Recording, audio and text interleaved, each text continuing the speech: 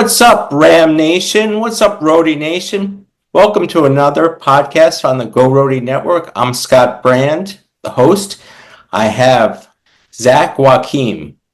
He is the deputy sports editor for the Richmond Times Dispatch, and he's just a phenomenally knowledgeable VCU Rams fan. Why is that important? Because we're going to be covering VCU today. Oh, let's get down to it. The reason why I went with this VCU basketball is because they're the bellwether of the Atlantic 10 right now. So what do you think of this year's team compared maybe even to last year's team? I'm still getting used to the roster. I think a lot of fans tons of fans have not seen these guys play yet, obviously, and that's the reality of the modern college hoops landscape, is that you've got a ton of turnover, right? Rhode Island fans will know that well, and really any program in the country at this point knows that well, but especially mid-major programs. When you have kids have great seasons, it's tough to keep them. We were talking about Luke Bamboye a little bit before we started recording here, right? He had a great season at VCU last year, was one of the best shot blockers in the country, and he's gone to Texas Tech, which obviously has a lot of NIL resources, and it was a great opportunity for Luke. But you're getting used to turnover every season, so there are a lot of new names, new faces on this VCU team, but I've seen people in the college basketball world really excited about this roster and the potential that VCU has this year to be a top 30 team. I mean, I think they should certainly be in the upper echelon of the A10 and competing for a spot in the NCAA tournament. Now, how do you have NIL resources that are just elite? That's a great question. I mean, obviously donors are part of it for every program, and just having prominent and wealthy alumni of the university that want to see the basketball program succeed. VCU's enrollment is huge and doesn't have a football program.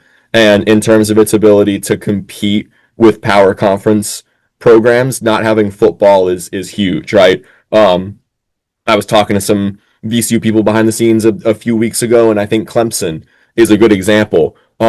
VCU has, to my understanding, their men's basketball program has markedly higher resources in terms of NIL than somewhere like Clemson, which is obviously a huge power conference team, but tons of their resources go toward football, right? It's why VCU is able to go get a guy like Sammy Jackson, who was a big recruit out of Philadelphia, Mark Jackson's son, who committed to VCU month and a half ago, I think now, and Texas, was a program on his list, right? And VCU is able to go head to head with some of the blue bloods of the country like that, because much of Texas's NIL resources goes toward football. And so VCU is a big university that doesn't have a football program, and that's a huge part of it, and has an alumni base that really cares about basketball as the flagship sporting entity for this school. And really, if you know the city of Richmond well, ever since that 2011 Final Four run, VCU men's basketball is the flagship sporting entity for the city of Richmond. It is. We've got a minor league baseball team, the Flying Squirrels, her team. Great mascot, huh? I've never heard that one before. John Oliver actually a couple months ago, we had a story about that because he was talking about the craziest minor league mascot names, and he talked about the Richmond Flying Squirrels on there. Yeah. We don't have a big professional sporting entity, right? A lot of people around here are Washington Commanders fans. You've got some Carolina Panthers fans. You've got some Atlanta sports fans, but you don't have anywhere in Central Virginia any organization or franchise that it really is the kind of the calling card from a sports identity standpoint. And VCU basketball has, over the past decade plus, stemming from the momentum from the Final Four run, really been able to step into that role. It's the biggest sporting entity in the city, and that's also a big part of why the NIL resources are where they are. Because VCU basketball is there's big billboards on the interstates here. It's kind of the main brand for Richmond sports. I think you guys are so far ahead of everybody in the Atlantic 10 Conference, and I'm wondering if the gap is widening even more to a point where you could be the dominant UConn of the Atlantic 10.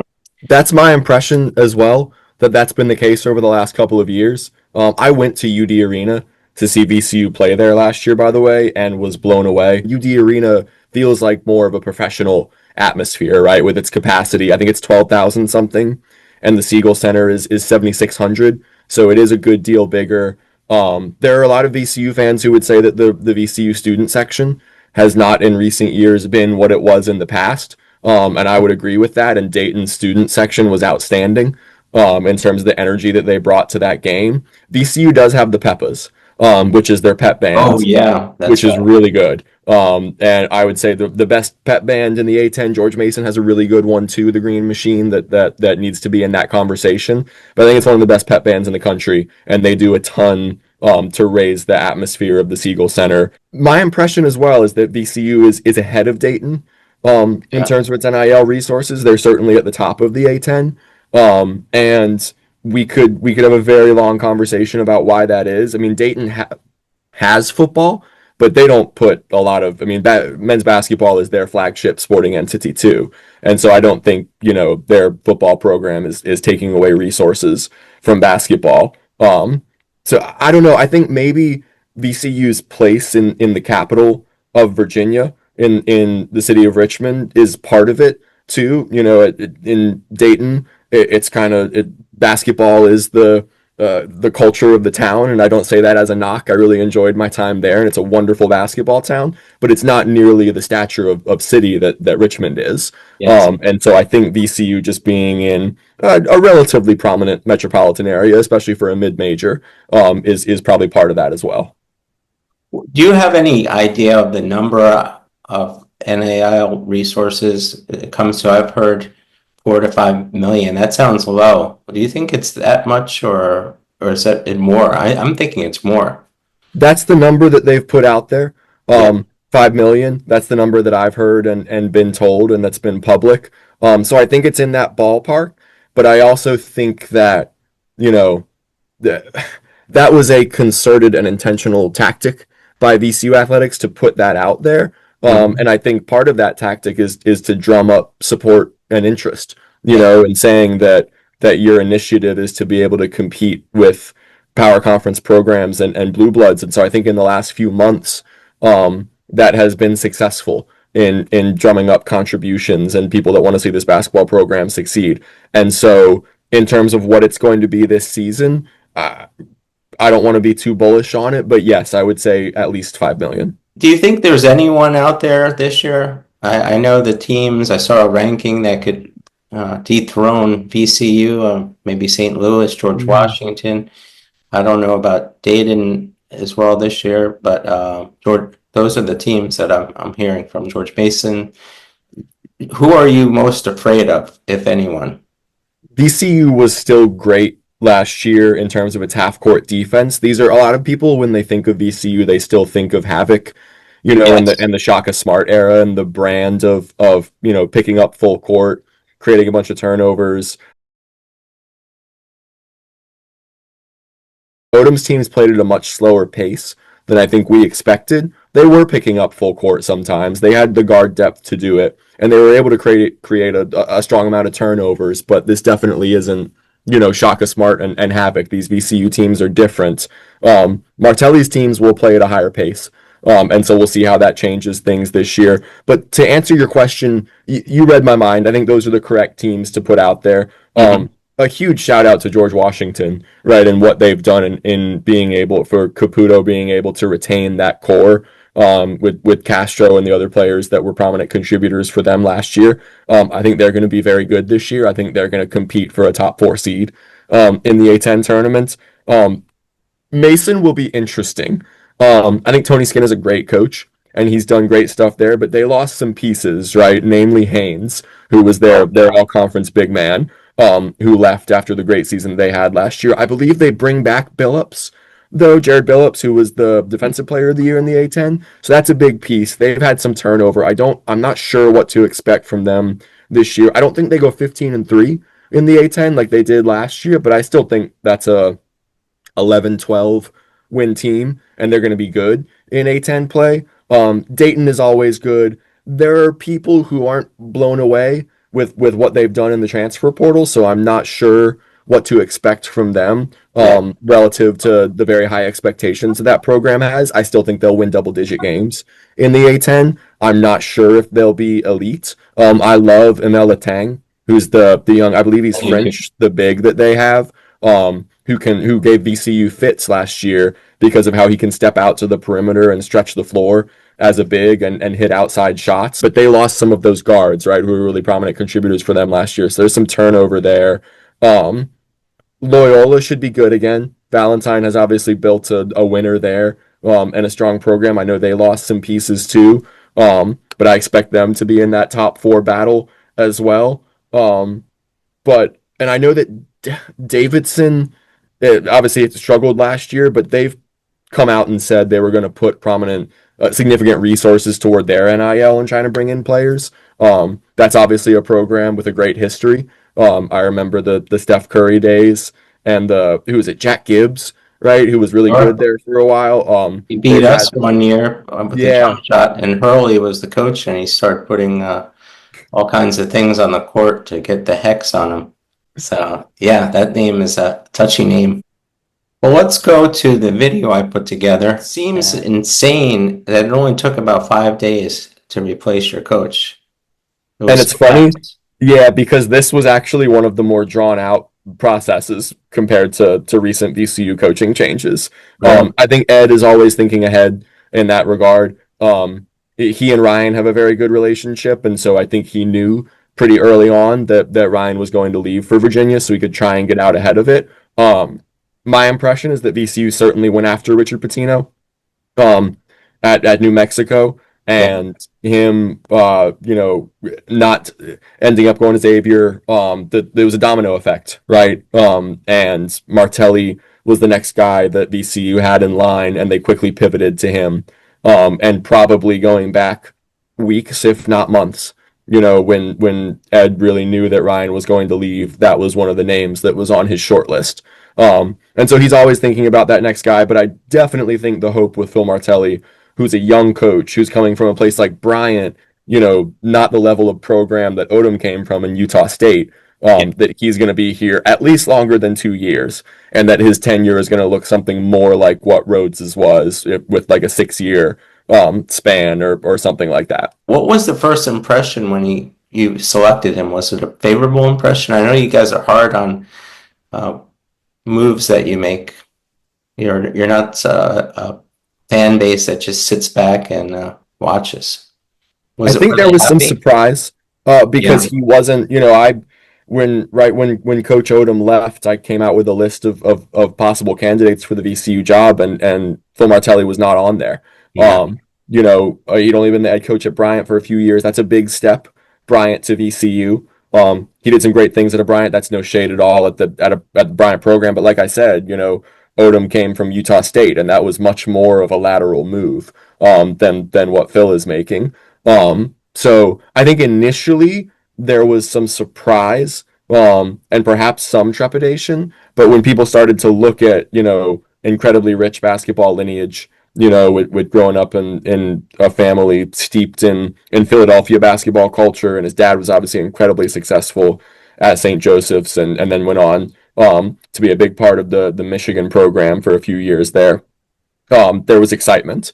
And I think now that you've had a couple of months for people to get settled in with the idea and see the type of players that he's been able to bring in, I think there's a great deal of excitement that VCU was able to go and get, one of the really up-and-coming names in the coaching fraternity, and that this is a great fit. Right now, it's hard to tell if it's the coach or it's a transactional move. But whether it is or not, you can't debate that. Was this the best recruiting haul? Another one of your fans said that. People get excited. Sometimes they get overexcited. Could this be the best one of all time? You've had so many. Last year's was phenomenal. You lost so many incredible players. It's certainly easy to have rose-colored glasses at this point in the process.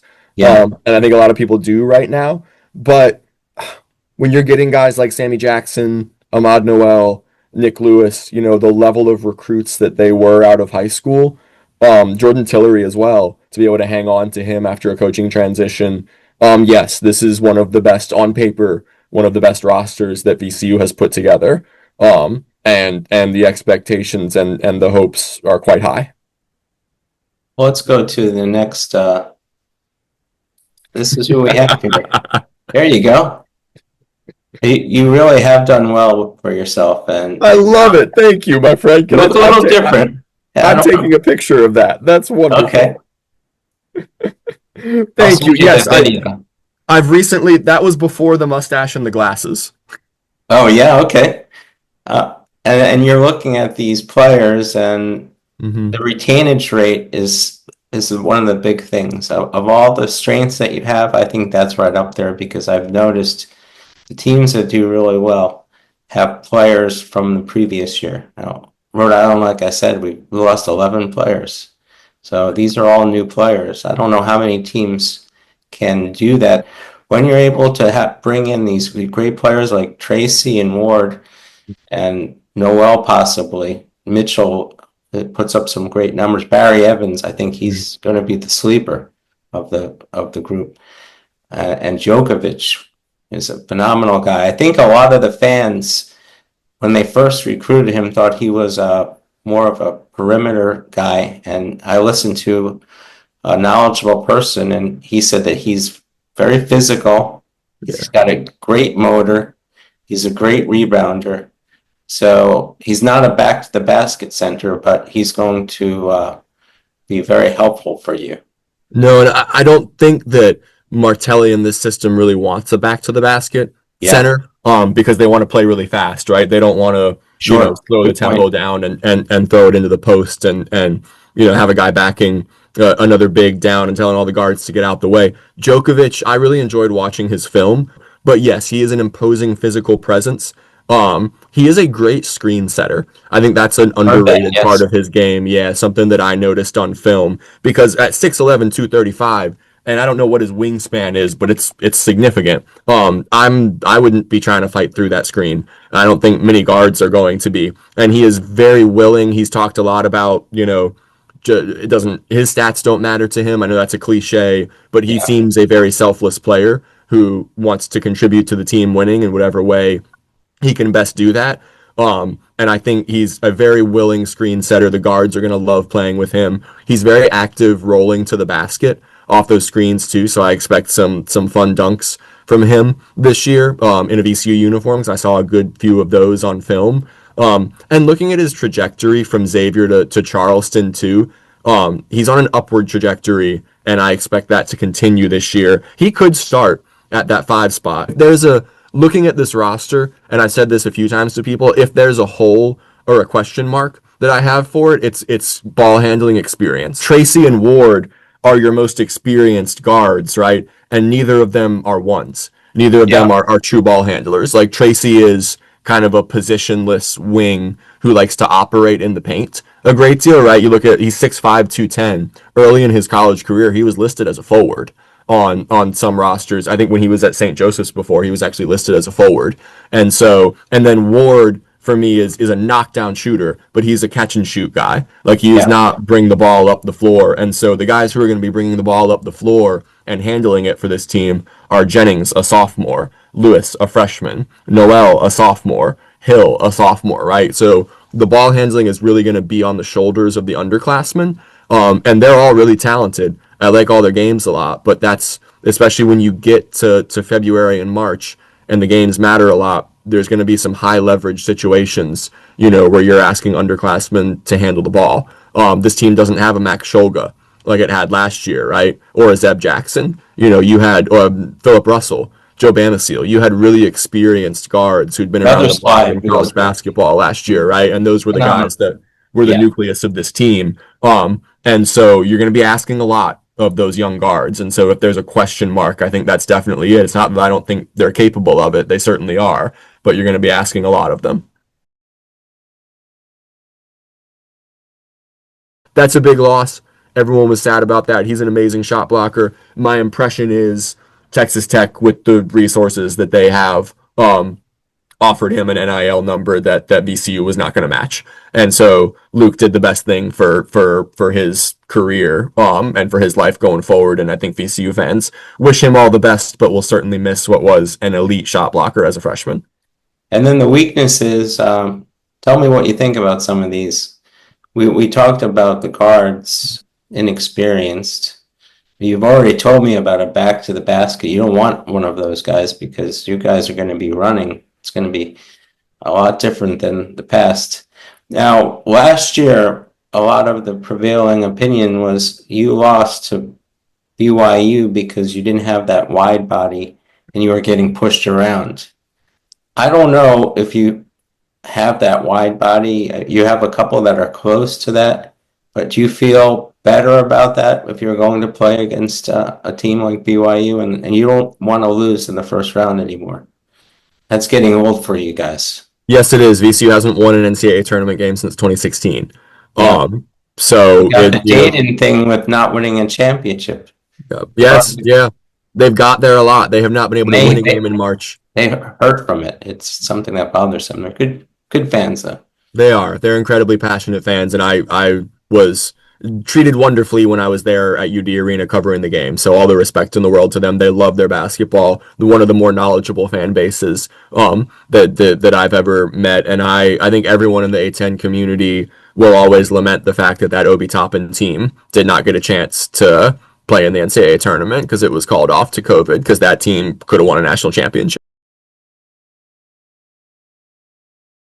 VCU, in that vein, remember, the only team that's ever had to forfeit an NCAA tournament game. That was the Bones Highland VCU team. I believe that was 2021 because they had positive COVID tests. They were supposed to play Oregon in a 10-7 matchup in the first round. So that's a bit of a caveat to the VCU hasn't won an NCAA tournament game since 2016. What might have been their best team didn't get a chance to because they had positive COVID tests. So that sucked.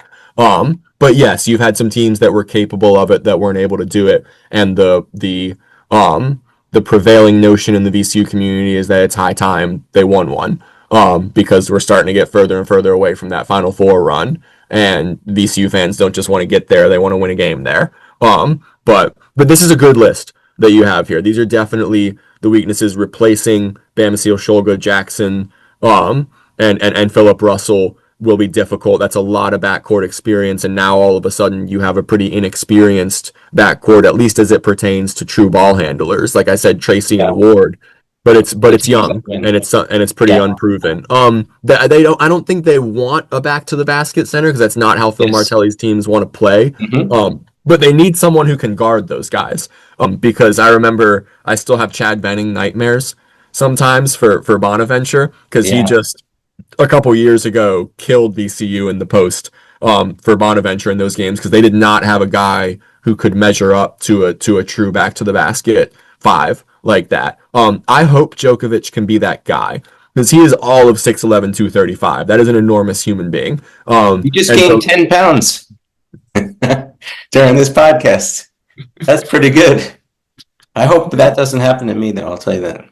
Mitchell is a good rebounder, but he's quite lanky too. And yes, in that BYU game, it's interesting, man. BYU could light it up from outside, and they were a great offensive team. VCU outshot them in that game by a wide margin. The difference was Traore and I forget the name of the other, but BYU big, but they just beat VCU up on the inside physically, and they did not have bigs who could match up with that. So yes, that could also be a weakness, although I hope Djokovic is part of the answer to that. And Furman, you would hope will step up as a rim protector and a shot blocker. He was very good last year. Him and Bamboye form one of the best shot blocking duos in the country. Furman will need to be that guy now as your key rim protector when VCU really needs that presence. That's what I hope, and what VCU fans hope he can contribute most to this team this year. And then that's a good point with Bamisiel, because Bamisiel and Shulga too were both guys that you could just, give them the ball and get out the way, and they can create a basket. You don't have to set screens for them. You don't have to run a set. Like, they can just attack and they can get their own shot. I'm not sure VCU has that guy this year. Maybe Tracy, but he's not a guy who's, gonna pull up in the mid-range really or shoot from outside. He wants to get inside, and score down low. And so you don't really have that, pure offensive creator like Bamisiel. Now again, I think with the speed that Martelli wants to run with this system, I'm not sure he wants a, throw him the ball and get out the way kind of guy. A lot of the offense will run through Evans, but that's a good point that you don't have the, guy who can fill it up and go for 25 to 30 on a given night by creating his own shots. And then the strengths. I think it's more than 10 deep. What do you think? Yeah, I think so too. I think you're right. I think it's hard to figure out what the rotation is going to look like at this point. The thing with Martelli, we're talking about him running. What about the defensive side? His Bryant teams were really physical. They definitely want to get up and down the floor, have a ton of possessions. And I think they were strong defensively. But those numbers were probably skewed a little bit by how fast they play offensively. And so opposing teams are going to have a lot of possessions too, right? And so my impression is that they played in a good deal of high scoring games last year. Yeah. I love the way Martelli would say, it's VCU. That was his big saying in a lot of the interviews. I mean, you guys joined the Atlantic 10 in 2012. You just went on your way and started winning again in a stronger conference. Since those days, the momentum of the Final Four run, VCU used that as a springboard to really stepping up a tier in terms of the brand of its college basketball program, and it lifted the university up in terms of its enrollment, in terms of its brand. They did a wonderful job capitalizing off that from a marketing standpoint, and I think you're still feeling those repercussions to this day from 2011. This is our athletic director a couple of weeks ago. Who's very knowledgeable about all the things that are changing and how badly we're being treated as a mid-major. I think if you talk to most any athletic director or media member, sports writer of college sports, there is a feeling that there's going to be a split at some point. Yes. When's it going to happen? You know, when is the Power Four going to say, hey, in order to play with us, you need to do X, Y, or Z, or else you can't. You know, that's coming. We don't know when. Yes. I have no crystal ball, but you know, common sense tells me we used to think it was over that 10-year payout of the house settlement. I don't see that happen anymore. I think there's going to be a magic time when everybody looks at it and says, okay, great, we can handle the rest of the settlement. We don't need them anymore. We're going to leave. You might have an exit clause from that. Where do people, obviously, if you're a Dayton fan, you want to go to the Big East. It's not a secret. VCU, where would they like to go if they were accepted? And it could be opening up very soon. The Big East has always been the conference that people have thrown around. Yeah, in terms of affiliation, my impression and what I've always been told is that UConn is the exception in the Big East in terms of makeup as a public institution. The Big East has always been private Catholic institutions, right? And what I've always heard is that the Big East didn't feel like and doesn't feel like VCU fits its profile of a university that it wants to bring in that regard.